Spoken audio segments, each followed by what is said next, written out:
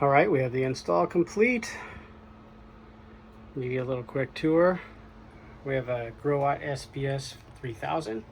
It's 24 volts.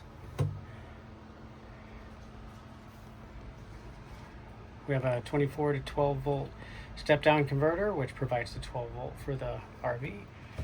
AC distribution panel, actually AC/DC distribution panel. We have breakers in here for the PV array, generator, and the 12 volt system.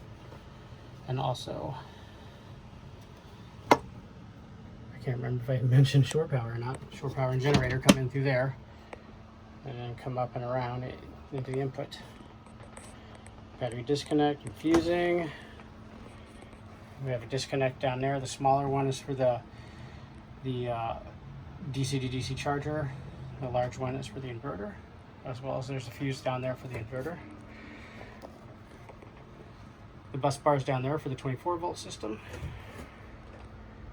And then we have the DC to DC charger and a thermostat controlled fan, and that's what this is. It's set to take off at 90 degrees to start up. So if it hits 90 degrees, the fan will kick on and get that hot air out of here. See if I can demonstrate that. Touching the probe right now. When it gets about 3 degrees above 90, it'll kick on.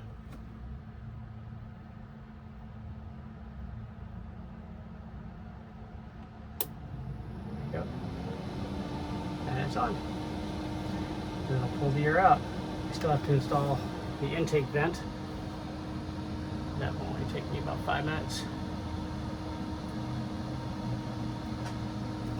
And the probe sits over here, kind of at the higher point in the system, so that as heat rises, it'll know when we're getting hot.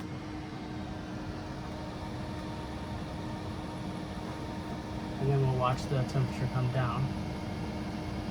It might take a minute. Time to blow on it to get it to cool off a little bit. Here we go. It's about to turn off. There we go. All right.